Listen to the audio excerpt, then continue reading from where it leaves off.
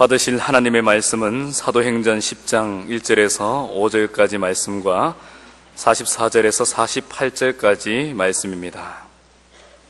신약성경 203면, 205면에 나와 있습니다.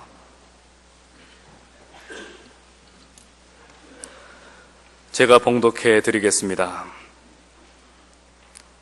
가이사랴에 고넬료라 하는 사람이 있으니 이달리아 부대라 하는 군대의 백부장이라. 그가 경건하여 온 집안과 더불어 하나님을 경외하며 백성을 많이 구제하고 하나님께 항상 기도하더니 하루는 제9시쯤 되어 환상 중에 밝히 보매 하나님의 사자가 들어와 이르되 고넬료야 하니 고넬료가 주목하여 보고 두려워 이르되 주여 무슨 일이니이까? 천사가 이르되 내 기도와 구제가 하나님 앞에 상달되어 기억하신 바가 되었으니 네가 지금 사람들을 요빠에 보내어 베드로라 하는 시몬을 청하라. 44절부터 읽겠습니다. 베드로가 이 말을 할 때에 성령이 말씀 듣는 모든 사람에게 내려오시니 베드로와 함께 온 할례 받은 신자들이 이방인들에게도 성령 부어 주심으로 말미암아 놀라니 이는 방언을 말하며 하나님 높임을 들음이러라. 이에 베드로가 이르되 이 사람들이 우리와 같이 성령을 받았으니 누가 능히 물로 세례 베품을 금하리요 하고 명하여 예수 그리스도의 이름으로 세례를 베풀라 하니라. 그들이 베드로에게 며칠 더 머물기를 청하니라. 아멘.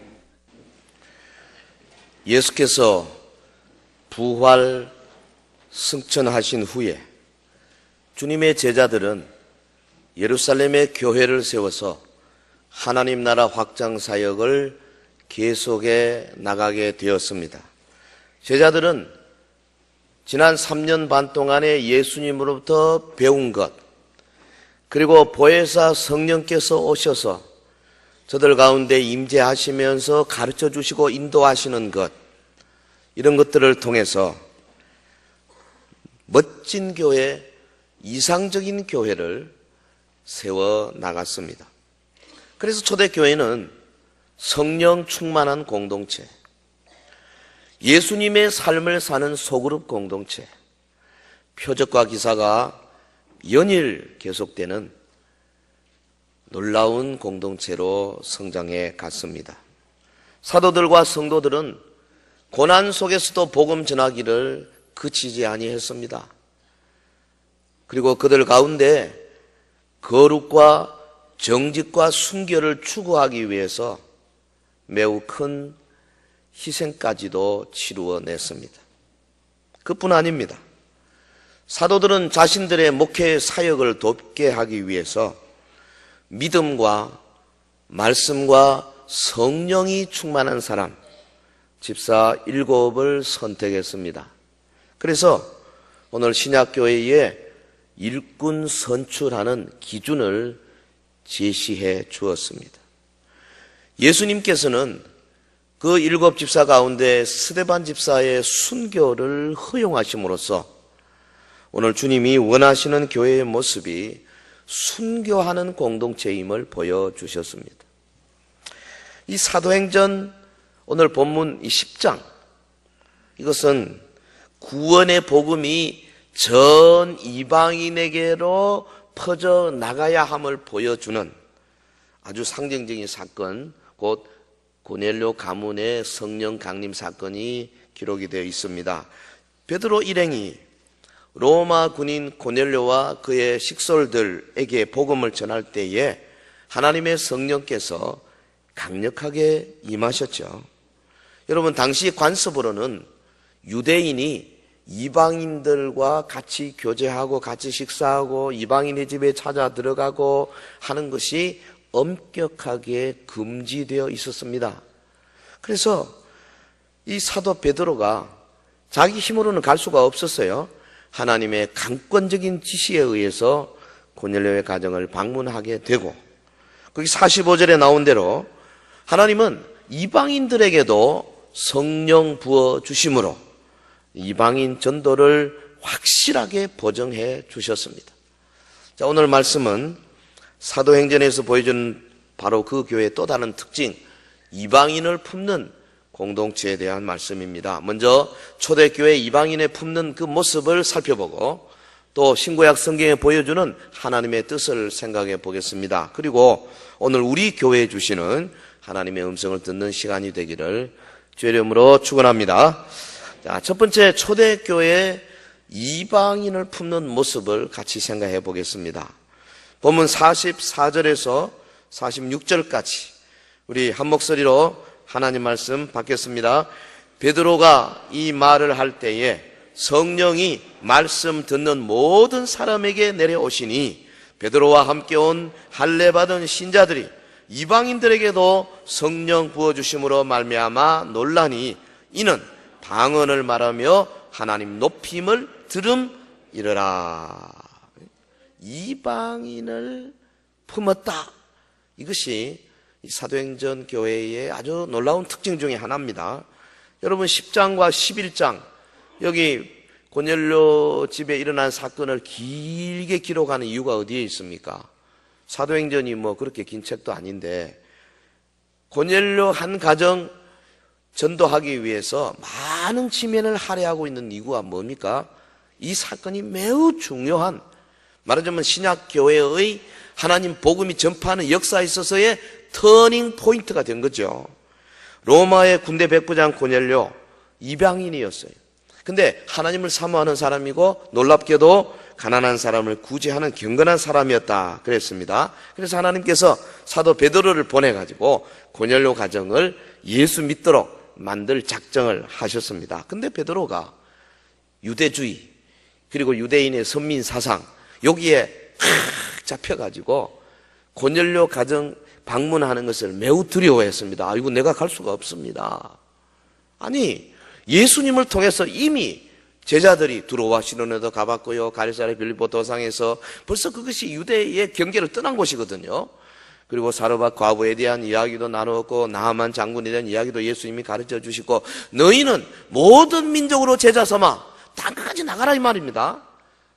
성령이 오시면은 예루살렘 온 유대와 사마리아 땅 끝까지 이르러 정인이 될 것인데 다 배워놓고도 이 편견이 얼마나 강한지요. 베드로가 고넬료 가정 가는 게 어려웠습니다. 하나님께서 3번씩이나 환상 보여줘가지고 내가 깨끗하게 한 거 너 더럽다 하지 마라. 먹어라. 찾아가라. 이방인의 문을 두드리라. 하는 수 없이 지금 베드로가 간 거죠. 그만큼 이 편견이 무서운 겁니다. 여러분 복음 전파에 있어서 가장 큰 장애물이 뭐냐? 무슨 복음을 전하면 내가 핍박을 받고 복음을 전하면 내한테 어려움이 오고 이런 게 문제가 아니에요.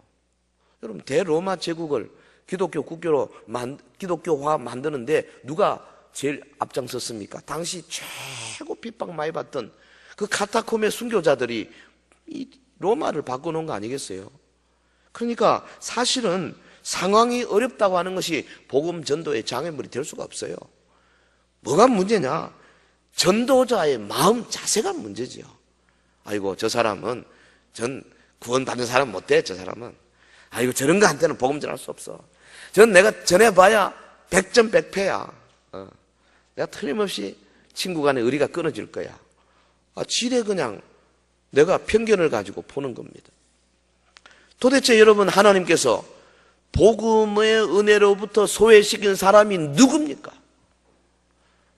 하나님이 저 사람이 복음 전하지 말라고 지정해 놓은 사람이 누구냐고요? 없습니다.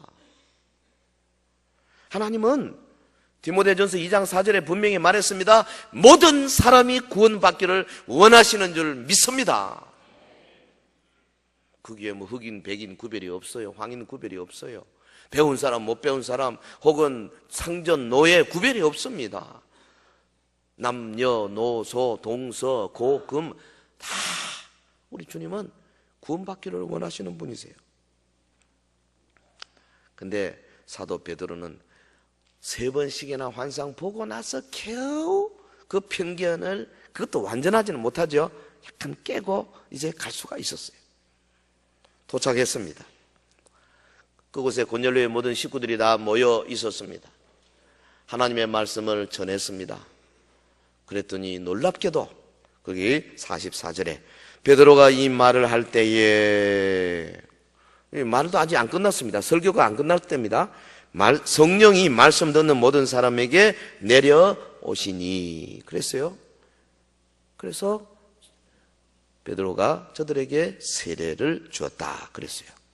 이때부터 초대교회에 굳게 닫혔던 문이 열려지게 되고 마침내 교회의 이방인을 받아들이는 놀라운 변화가 일어나기 시작했습니다. 자, 사랑하는 성도 여러분, 초대교회는 당시 이 높은 편견의 벽을 뛰어넘어서 이제 이방인을 품는 공동체의 모습을 띠기 시작했습니다.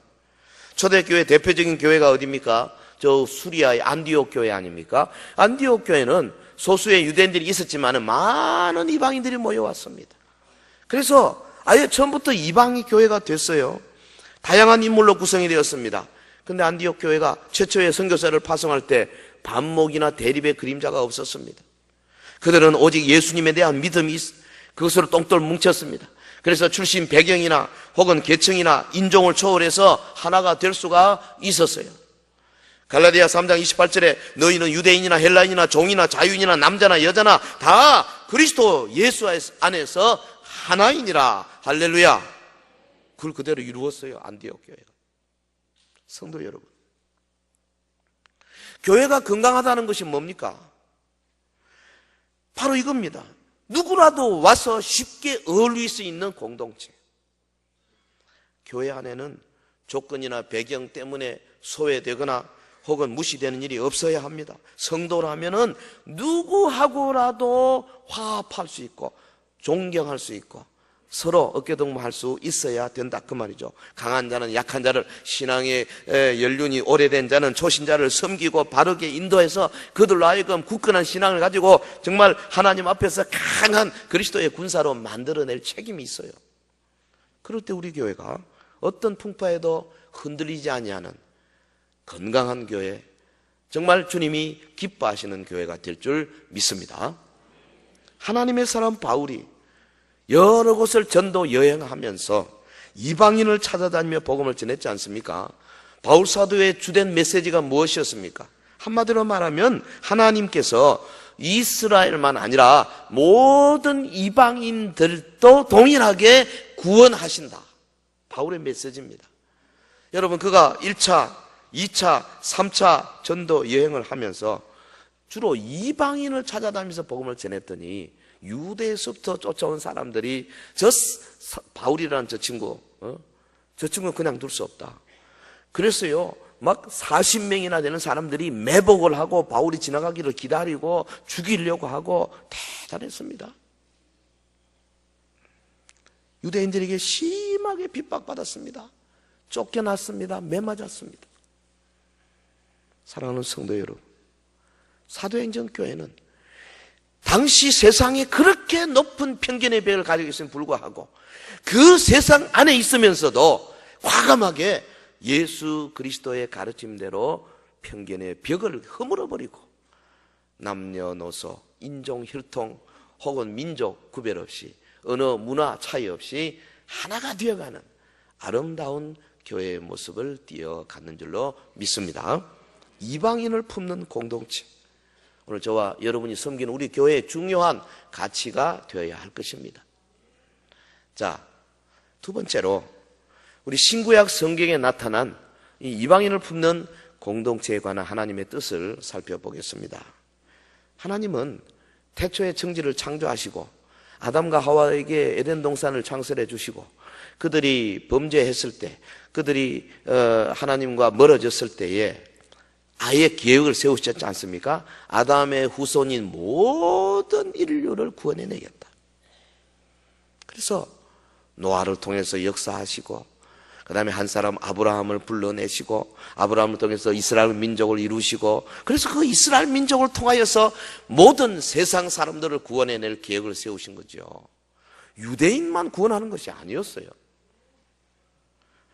하나님이 세상을 이처럼 사랑하사 독생자를 주셨지 않습니까? 아멘. 예수님 오신 것은 세상을 구원하기 위함이지 유대인 아주 한 줌도 안 되는 유대인을 구원하러 온 게 아니다 그 말이에요. 하나님의 관심은 처음부터 온 인류를 구원하시는 데 있었어요. 여러분, 열방 가운데 삼민족 이스라엘을 택하시고 이스라엘을 통하여서 온 세상에 복음이 전파되도록 이스라엘에게 요구를 하셨지 않습니까?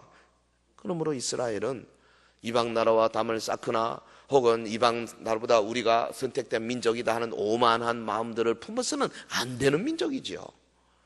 모세를 통해서 하나님께서 출애굽기 거기 19장 5절에 분명히 말씀했습니다. 세계가 다 내게 속하였나니 너희가 내 말을 잘 듣고 내 언약을 지키면 너희는 모든 민족 중에서 내 소유가 되겠고 너희가 내게 대하여 제사장 나라가 되며 내 거룩한 백성이 되리라. 너희가 내게 대하여 제사장 나라. 제사장 뭡니까? 온 백성을 대표해서 하나님께 제사들이 나가는 자 아닙니까? 이스라엘 백성은, 그러니까 이스라엘 민족은 모든 인류를 대표해서 하나님에 나가서 하나님의 용서와 자비와 긍휼과 복을 받아서 온 인류에게 전파되도록 하는 그런 임무를 받은 거예요. 여러분, 하나님은 처음부터 하나님을 경외하는 자라면 혈통, 민족 구별하지 않으셨어요. 모세의 영도하에 이스라엘이 애굽을 벗어날 때, 지금 출애굽하는 날 보십시오. 바로와 더불어 그 영적인 싸움을 많이 싸우고 마침내 마지막 장자를 죽이는 그 재앙을 통해서 바로의 마음을 흘러버리시고 이스라엘 백성을 이제 애굽에서 떠나 나오게 할 때에 이스라엘 민족만 나온 것이 아니에요. 그때에 중다한 잡족이 함께 나왔어요. 벌써 출애굽할 때부터, 광야 생활할 때부터 많은 민족들이 같이 섞여 있었어요. 그들에게는 무슨 만나를 안 줬습니까? 그들에게 뭐 반석에서 터져나오는 물을 안 줬습니까? 그들에게 불뱀 물려가지고 모세가 세운 노뱀을 볼 때에 고침받는 역사를 안 주셨습니까? 똑같이 주셨습니다. 그들에게도 똑같은 기회를 주었어요. 그래서 하나님의 백성의 자격을 다 주었어요. 믿음으로. 저들도 믿음으로 할례 받아야 했습니다. 사랑하는 성도 여러분, 하나님께서는 우리 인간들이 만들어 놓은 인위적인 구별, 혈통과 민족과 언어와 문화, 지방색 이런 거 인정하지 않으신다 그 말이에요. 우리 하나님은 그래서 자기 백성 가운데 거하는 어려운 자들, 외래인들, 이방인들, 나그네들 특별히 관심이 많으세요. 구약의 레위기, 민수기, 신명기 여러 곳에서 이방인에 대해서, 나그네에 대해서, 과부에 대해서, 고아에 대해서, 레위인에 대해서 너희는 이러이러하라 거듭 말씀하고 계십니다. 신명기 10장 18절 고아와 과부를 위하여 정의를 행하시며 나그네를 사랑하여 그에게 떡과 옷을 주시나니. 하나님의 마음이 어디로 가고 있다는 걸 여러분 잘 알아야 합니다. 자기 백성 이스라엘에게 명령하십니다. 신명기 10장 19절 너희는 나그네를 사랑하라. 전에 너희도 애굽 땅에서 나그네 되었음이니라. 여러분, 이스라엘이 애굽의 고센 땅에서 430년간 나그네 생활했습니다. 이방인 생활했습니다. 애굽 백성들이 이스라엘 백성들을 얼마나 학대했습니까? 이스라엘 백성들을 얼마나 이 더러운 민족이다, 목축하는 존재다, 천한 민족이다 그렇게 괄세했습니까? 나중에는 억지로 잡아가지고 부역을 시켰습니다. 많은 성들, 벽돌을 굽게 만들고 성을 쌓게 만들고. 저들이 그렇게 이방인을 학대하던 그 애굽 사람들 손에서 이방인에 대해서 하나님 뜻이 어떠하다는 것을 분명히 알았습니다. 참 이상하죠. 근데 막상 자기들이 주인이 되고 나니까 그 다 잊어버린 거예요. 너희도 애굽에서 이방인이 되었지 않느냐? 응? 하나님은 이스라엘 백성들에게 그래서 그 이방인들이나 나그네 혹은 고아와 과부들에게 구체적으로 어떻게 실천해야 할 것인가를 명령까지 하셨어요. 신명기 14장 28절에 매 3년 끝에 그 해 소산의 10분의 1을 다 내어 내 성읍에 저축하여 너희 중에 분깃이나 기업이 없는 레위인과 내 성중에 거류하는 객과 및 고아와 과부들이 와서 먹고 배부르게 하라. 그리하면 내 하나님 여호와께서 내 손으로 하는 범사에 내게 복을 주시리라. 여러분, 복 받는 비결입니다. 우리가 어떻게 복을 받을 것이냐? 여기 신명기 14장에 보면 매 3년 끝에 그 해 소산의 10분의 1을 다 내라 그랬어요. 요 앞에도 구절이 있습니다만 10분의 1이라는 것은 사실은 이스라엘 백성들이 10분의 1을 일단 먼저 내서 이 성전에 바치죠. 그래서 그 10분의 이스라엘 11지파가 내는 10분의 1, 11조를 가지고 레위인을 먹여 살리고 제사장들을 먹여 살리고 성전을 운영하도록 했어요. 그 다음에 그 10분의 1 빼고 나머지 10분의 9에 또 10분의 1을 내도록 했습니다. 그것은 뭘 쓰느냐? 이제 매 3년마다 저축했다가 그거 가지고 본문에 보면 분깃이 없는 사람, 레위인, 그 다음에 객, 나그네죠. 고아, 과부 이런 사람들을 먹여 구제하라 그 말이죠. 그러면 3년째 거는 그렇게 하고 그럼 1년, 2년째 거는 어떻게 하느냐? 그거 가지고는 이제 유월절, 오순절 혹은 무교절, 수장절, 나팔절 이런 절기들을 지키는 데 사용해라. 그래서 사실은 저들은 10분의 1, 11조 내고 그 다음에 10분의 9에 10분의 1 거의 10분의 2 정도를 내야만 했어요. 근데 그거 보면 오늘 신약은 오히려 그보다 더 못하는 것 같아요. 사실 우리 신약은 모든 것이 다 하나님의 것이고 모든 것이 다 이렇게 말하면서도 10분의 1로 잘 못 내잖아요. 하나님께서요 그 백성들이 내는 그것을 가지고 레위인을 먹여 살리라, 객과 고아와 과부를 먹여 살리라. 레위인은 이 경우는 풀타임 하는 하나님 일 사역하는 요즘 같으면 교역자를 의미한다고 봅니다. 그렇게 해서 하나님의 정의를 이루어간 거죠. 성도 여러분, 하나님은 우리가 절기를 지킬 때에 한 도시에 거주하는 나그네와 함께 기뻐해라 그랬어요.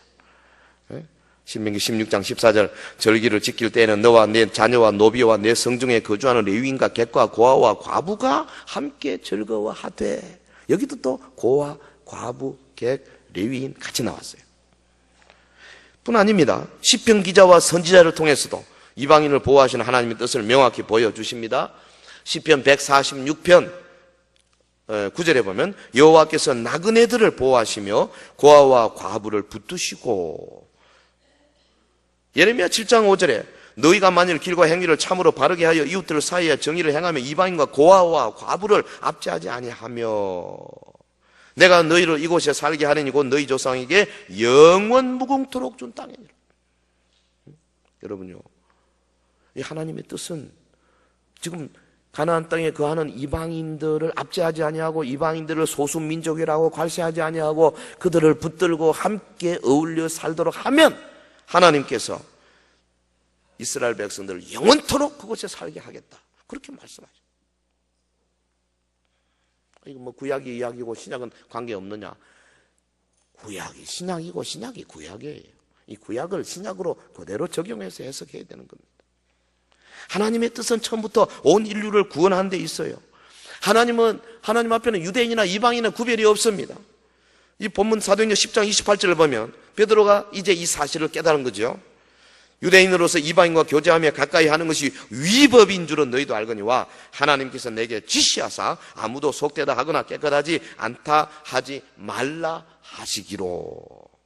위법이라는 것은 그건 그 당시 하나의 그 당시 사회가 만들어낸 그런 관습일 뿐이에요. 하나님의 뜻은 그렇지 않았습니다. 이방인과 유대인의 장벽이 사라졌다 그 말이죠. 예수 그리스도께서 십자가에 못 박혀 죽으심으로 말미암아 이방인과 유대인을 가르고 있던 장벽이 무너지고 그리스도 안에서 하나가 되었다는 말씀입니다. 할렐루야. 이게 지금 우리는 별거 아닌 것 같지만 당시 2000년 전에 그 엄격한 사회에서는 폭탄적인 선언이었어요. 실로 예수님의 십자가가 유대인과 이방인을 가르고 있던 그 모든 장벽을 무너뜨리지 않습니까? 그래서 더 이상 유대인만의 하나님이 아니고 유대인만이 구원받는 것이 아니라 이 땅의 모든 사람들이 하나님의 백성이 되고 구원의 대상이 되었다는 거예요. 예수 그리스도의 십자가가 이 땅에 서기 전에는 여러분, 사람들은 혈통에 따라서, 지역에 따라서, 언어에 따라서, 그리고 문화에 따라서 각기 뛰어넘을 수 없는 담을 쌓고 그 담 안에 갇혀 살았어요. 예를 들면 우리가 이조 시대에 보면 양반 상놈 엄격한 구분이 있잖아요. 이 못 뛰어넘어요. 그래가지고 양상의 구별이 너무나, 반상의 구별이 너무나 분명했어. 아버지를 아버지라 부르지 못하고, 홍길동이 그랬잖아요.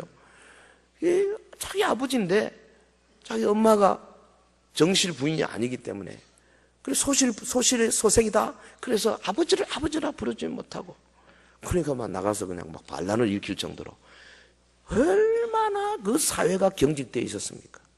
그런데 우리의 반상차별보다, 혹은 노예 상전, 로마 시대의 상전과 노예가 얼마나 무서웠습니까? 그런데 그 차별보다 더 무서운 것이 유대인과 이방인의 차이였어요.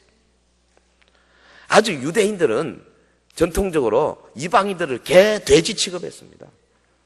여러분, 빌라도가 당시 이 예루살렘을 통치할 때에 유대인들이 빌라도 힘이 있으니까 뭐 이렇게 하는지만 돌아서서는 완전히 개, 돼지 취급했어요.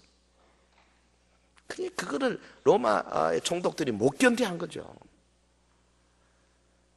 그런데 바로 그 사회에 살면서 하나님을 믿는 백성들은 자기들이 모이는 모임 밖에 나가면 여전히 그 어마어마한 벽이 높이 있는데도 불구하고 안에 들어오면은 그 장벽이 완전히 사라지고 유대인과 이방인들이 한 형제 자매가 되어서 같이 교제하고 같이 식사하고 같이 은혜를 나눈다, 그 말이죠. 할렐루야. 이거는 엄청난 혁명입니다. 생각해 보십시오. 자기 집에 가면 상전이고 노예입니다. 노예, 마음껏 팔아먹을 수도 있으면, 노예가 결혼하고 애 낳으면 그것도 주인 겁니다.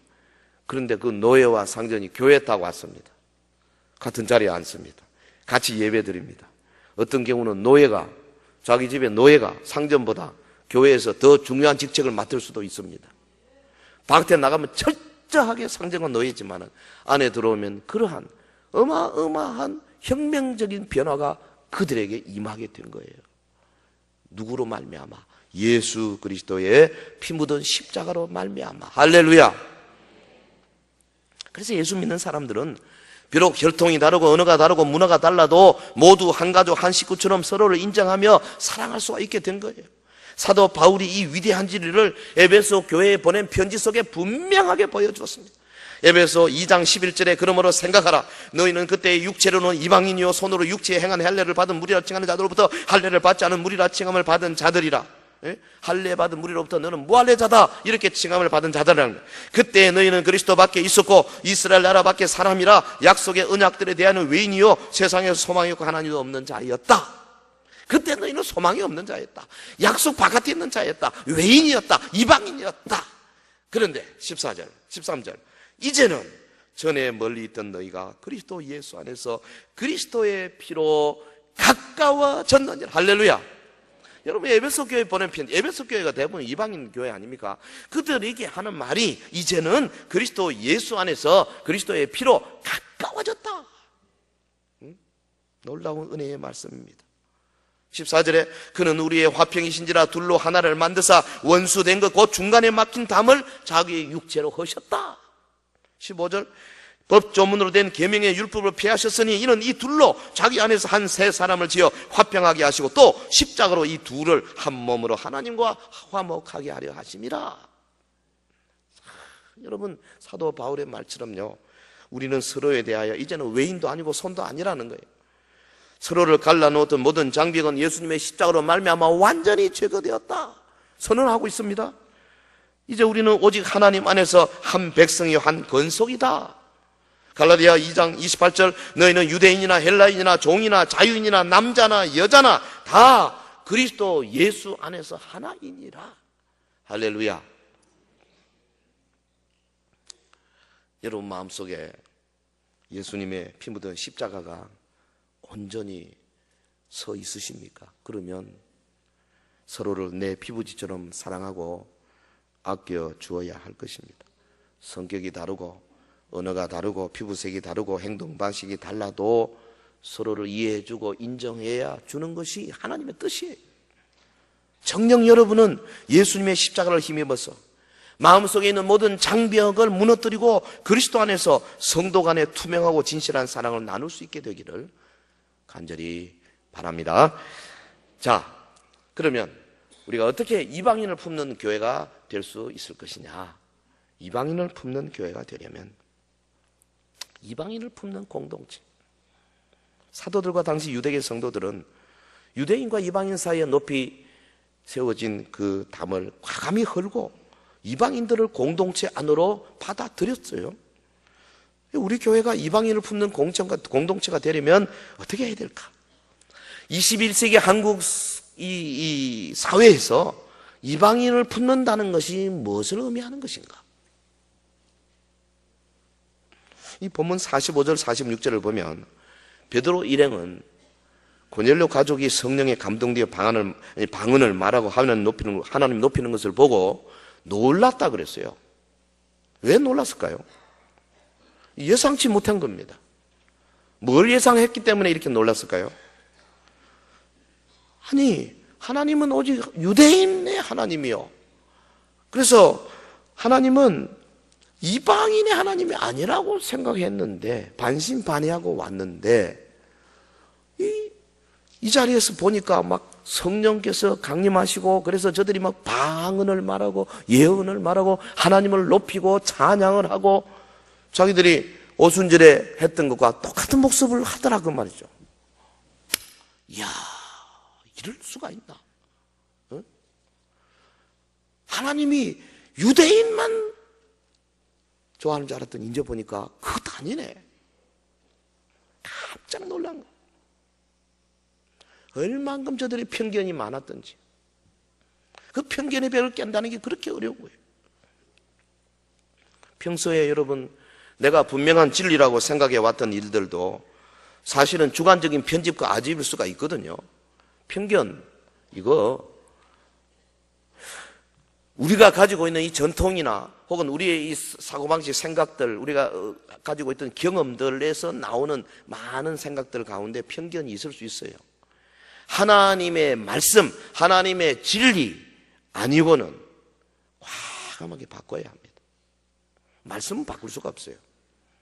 물론 말씀을 해석하는 면에도 약간씩 차이가 있을 수 있겠지만 그러나 우리가 순전한 말로 말씀을 해석하기 달라 들어가면 편견에서 벗어날 수 있는 거죠. 사도 바울은 여러분 예수님 만나기 전에 어떤 생각을 갖고 있었습니까? 나사렛 예수라고는 젊은 선지자를 따라다니는 저 예수 도당들, 저 나쁜 놈들이다 그렇게 생각했습니다. 저거는 유대교를 위해서 철저하게 진멸해야 한다. 그래가지고 되는대로 막 잡아서 가두고 죽이고 그랬어요. 얼마나 열심히 특심했는지 저 먼 곳 북쪽에 있는 다메섹까지 원정을 갈 정도로 자원에서 원정 갔습니다. 그만큼 편견이 강했어요. 그뿐입니까? 우리는 역사 속에서요 자신의 주관적인 편견과 아집으로 이단에 빠진 사람들을 얼마든지 발견합니다. 뭐 초대교회에 있었던 소위 말시온 이단이나 혹은 아리우스 이단들, 펠라기오스 이단들, 그리고 중세 인본주의적이고 신비주의 사상을 가지고 있는 로마 카톨릭, 여러분 그들이 편견에 사로잡혀서 하나님의 진리를 외치던 야한 후수를 화형시키고 또 지구는 돈다, 태양을 중심으로 지구가 돈다고 말하는 갈릴레오 이단화로 정죄했잖아요. 성경에 어디 그런 게 있어요? 성경에도 없는데 교회가 그냥 편견을 가지고 갈릴레오를 이단으로 정죄했어요. 잘못을 많이 저질렀죠. 하나님의 말씀 아니고는. 거기서 나온 것이 이 마틴 루터나 켈빈이나 zwingli의 개혁주의입니다. 우리는 성경대로 간다. 편견. 요즘은 모르겠습니다만 유대인 남자들이 언제나 이 세 가지를 아침마다 감사하면서 기도한다 그래요. 유대인 남자들. 첫째는 하나님 나를 이방인 되지 않게 하신 것 감사합니다. 우리는 이거 어떻게 해야 되나? 또 하나 두 번째는 나를 노예 되지 않게 하신 것 감사합니다. 그리고 유대인 남자들 세 번째 기도는 내가 여자 되지 않게 하신 것 감사합니다. 무섭습니다. 이분들은 지금도요, 여자에 대한 편견이 굉장해요. 그 예루살렘에 있는 그 대회당, The Great Synagogue 가보시면 그 1층, 2층은 그 남자들만. 저희도 한번 들어가 봤는데요. 남자들 그냥 못 들어가요. 이방인이니까. 그러니까 이 머리에 이걸 써야 됩니다. 모자 쓰고, 그래서 사인하고, 그리고 들어가서. 일부러 맨 앞에 강단 옆에 한번 앉아봤어요. 막 히브리어로 하니까 뭐 다 못 알아듣겠더라고. 간혹 그저 뭐 성서 히브리, 현대 히브리어가 굉장히 어렵거든요. 그리고 이래 보니까 1층, 2층 남자들이 가득 앉았고, 저 높은데 3층에 여자분들이 앉았더라고. 1층에 앉으신 여자분들 정말 행복한 줄 아십시오. 감히 어디라고 여기 와서 앉았어요? 잘 안 보이는데 원래. 편견이 무섭습니다. 성도 여러분, 우리 역시 편견과 아집에 빠져서 우리와 좀 다른 사람들을 차별하는 우를 범할 수 있어요. 성경에 분명히 나타나 있는 하나님의 뜻에 우리가 정말 철저히 순종해야 되는데, 여러분 우리 주변에 어떤 뭐 외국인들 한번 더 들어와 앉아 있으면 참 많이 쳐다보고, 밥 먹는 모습 많이 쳐다보고. 절대 그러면 안 됩니다. 똑같이 대해 주셔야 돼요. 흑인 한 사람 앉으면 다 까맣다. 저거는 모욕이 해도 여전히 까맣겠구나. 그거요. 얼마나 우리가 이 한국 사람들이 편견이 많은지 몰라요. 말해도 편견이 많아요. 흑인으로 하면 블랙 피플 하면 좋잖아요. 근데 꼭 깜둥이, 껌디, 니그로 그렇게 미국에서 그랬다가는 정말 골목길 조심해야 됩니다. 무섭습니다. 우리 보고 옐로우 하면 기분 좋겠어요? 기분 나쁘지. 그래서 우리는 코리안 아메리칸, 에이시안 이렇게 말하죠. 요즘은 아프리칸 아메리칸, 아프리카에서 온 미국 사람 이렇게 말합니다. 우리 속에 어느 가운데 편견이 많아요. 여러분, 차별하지 아니하시고 구별하지 아니하시는 주님의 마음을 온전히 이어받아서 실천에 옮겨야 되는 거예요. 할렐루야. 다문화 가정 우리 교회 가끔씩 이렇게 오시잖아요. 잘 이렇게 동화가 잘 어려운 것 같아요. 그래서 우리가 어떻게 하면 하나의 구역을 만들려고 그럽니다. 그런데 온 성도들이요, 정말 똑같은 마음으로 오히려 더 친절하게 대해 주셔야 돼요. 뭐 이상하게 동물에는 뭐 구경, 절대 그러면 안 됩니다. 마음속에 아주 철저하게 자기를 쳐서 복종시켜야 돼요. 나와 다른 사람, 예를 들어서 뭐 지체장애인들, 혹은 정신장애인들, 발달장애인들, 혹은 뭐 자폐증 환자들, 하나님이 귀하게 여기는 영혼이거든요. 똑같이 대하셔야 돼요. 이래 쳐다보면서 옆에 가기를 꺼려하고, 자기 자녀를 같이 같은 반에 있기를 꺼려하고, 이거 우리 속에 다 있어요. 이거 완전히 없애야 돼요. 믿으시면 아멘 합시다. 나부터 먼저 우리 교회를 찾아오는 또 다른 문화권에 있는 사람들을 온 마음으로 환영하는 마음을 가져야 하겠습니다. 나부터 먼저 우리 주위의 조선족이나 이주 노동자들이나 탈북자들을 편견 없이 영접하는 아량을 키워야 되겠습니다. 나부터 먼저 우리 주변에 소외된 이웃들을 향하여서 예수님의 심장으로 사랑의 팔을 내밀어는 그런 성도가 돼야 이 십자가를 가슴에 품은 사람이라고 말할 수 있다 그 말이죠. 여러분, 한국 교회는요, 사도행전처럼 이방인을 품는 공동체로 더욱 성숙해야 합니다. 한국 교회가 진정으로 복받는 비결이 어디인 줄 아십니까? 오늘 성경 말씀에 분명히 말하고 있습니다. 우리와 다른 사람들, 우리와 다른 체질의 사람들, 다른 언어와 피부색과 습관이 다른 문화권에 있는 사람들을 이해하고 품고 사랑하고 받아들이는 거, 이 한국 교회를 복받게 하는 길이에요. 이를 위해서 먼저 우리 교단과 교파 간의 그 벽을 허무는 일에 힘써야 합니다. 적어도 사도신경을 고백하는 교단 정도 되면 우리와 똑같은 복음주의적인 신앙 교단님이 되면 뭐 성경 어느 부분에 약간씩 다를 수 있죠. 무슨 전천연설을 주장하고 뭐 주장 그럴 수 있습니다. 혹은 뭐 완전 성화설을 주장하고 혹은 뭐 조금씩 다를 수 있어요. 구원론이나 기독론이나 조금씩 다를 수 있습니다만은 그러나 살아계신 예수님 믿고 우리 다 천국 갈 수 있는 사람 같으면 뭐 그렇게 차별하는 거 좋지 않은 거죠. 그럼 우리 교단만 하더라도요 강단에 잘 안 세웠어요. 강단 교류 못하게 그동안 하다가 그래도 참 하나님 은혜로 이제는 당회장의 재량에 의해서 강단 하도록 그렇게 했지 않습니까? 그거 얼마 안 됐어요. 특히 우리 안에 있는 지방색, 영남, 호남, 중부, 또 북한에서 내려온 사람들 이런 차별, 구별. 그래서 지금 우리가 영남 지방 사람으로서 걸핏하면 호남 사람들은 어쩌니 저쩌니. 그래 몽뚱그려서 말할 수 있는 것이 사실은 아니에요. 물론 그런 하나의 현상은 있겠지만은 조심해야 합니다. 이대구 성시화에서 운동본부에서 우리 저쪽 호남 사람들과 함께 성시화 연합하는 운동을 벌써 몇 년째 하고 있어. 저도 한 2년에 걸쳐서 그 한번 전체를 주관해 봤는데요. 뭐 섬진강에서 그다음에 광주에서 이렇게 하면서 느낀 거는 조금씩 다른 게 있구나. 분위기는 첫째 다른 게 뭐냐면 사투리가 완전히 다르니까 서울 사람하고는 약간 중간쯤 되는데 이거는 완전히 극과 극이에요. 그래서 차이가 좀 있습니다만은 그러나 그들도 똑같이 그리스도 안에서 하나 아니에요. 아니 이방인과 유대인과의 이 차이도 지금 허무는 판인데 똑같이 한국말 쓰고 똑같이 한글 쓰고 똑같이 김치 먹고 똑같이 된장국 좋아하는데 뭐가 하나가 안 되겠어요. 특별히 우리 땅에 찾아온 이 노동자들, 조선족 그리고 탈북자들을 편견 없이 받아들일 때 한국교회는 진정한 축복을 받게 될 것입니다. 여러분 멀리 해외로 선교사를 파송하고 선교하는 일도 매우 중요하지만은 주님이 우리에게 보내준 이들을 사랑하지 않고서는 우리가 복받을 방법이 없어요. 우리는 이 땅에 찾아온 이들을 포용해야 합니다. 그들의 입에서 불평불만이 덜 나오도록 만들어 가야 합니다. 여러분 우리 땅에 있는 이 화교들 얼마나 불평 많이 한지 아십니까?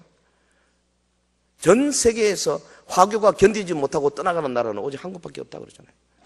다 다른 데 가면 화교들이 상권을 잡고 저 동남아 가보면요 뭐 말레이시아, 태국, 뭐 싱가포르 뭐 다 중국 사람들이 상권 잡고 근데 한국 사람들 화교가 꽤 많았는데 다 나가고 이제 얼마 안 남았습니다. 왜? 원체 우리가요 화교들을 그냥 꼼짝 못하게 막 지은다고요. 1년에 2번씩 막 그냥 도장 찍게 만들고 막 짜장면 절대 값 못 올리게 만들고 막 이런 어떤 여러 가지로.